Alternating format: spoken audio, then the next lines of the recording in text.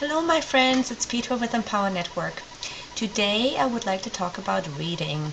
This morning I was laying in my bathtub and yes, I was reading a book and I was thinking, a lot of times people just can't get their daily reading in, they say. And well, here I am, laying in the bathtub, reading a book, relaxing, you know. And yeah, I did it in the early morning because that's what I sometimes do. I relax first thing in the day rather than at the end a lot of times.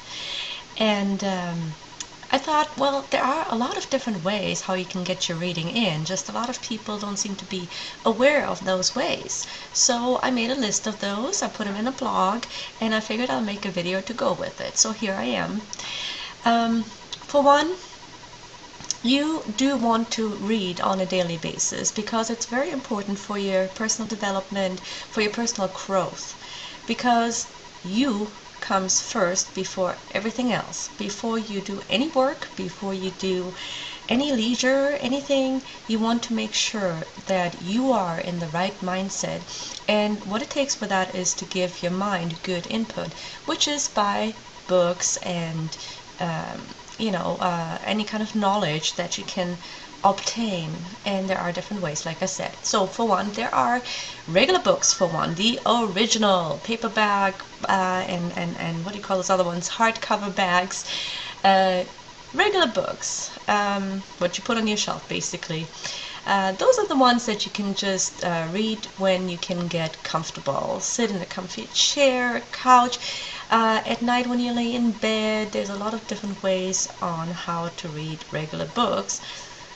For those, it takes a little time usually because, yes, you have to go select your book. It's paper, it's heavy. Yeah, you just want to settle down somewhere and be comfortable. Then, of course, there are Kindle and Nook books. So basically, if you have a little Kindle Fire, let's say, you can get your books downloaded from Kindle or other places, Amazon, what have you.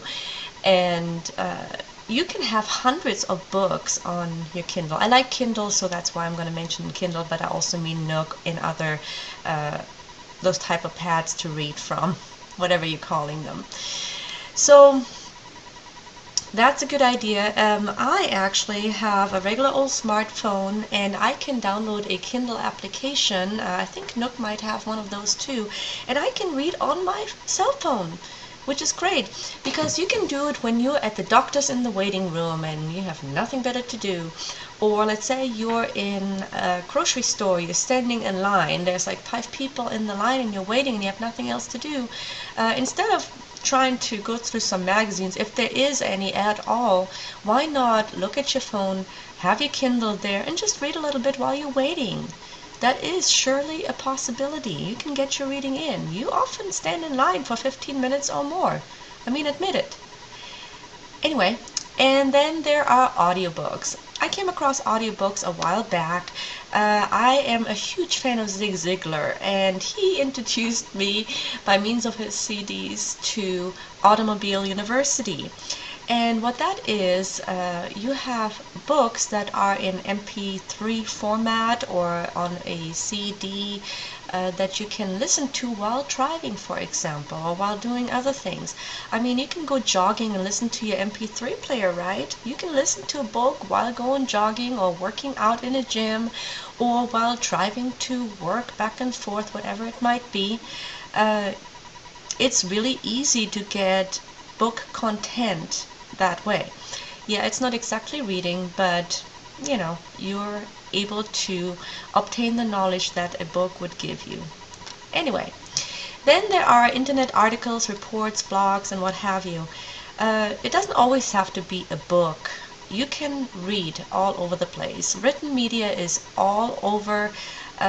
It doesn't hurt for me, being a blogger, to read somebody else's blog to get a little bit more of a different perspective, new insights, maybe find some new resources on a topic that I would like to write about.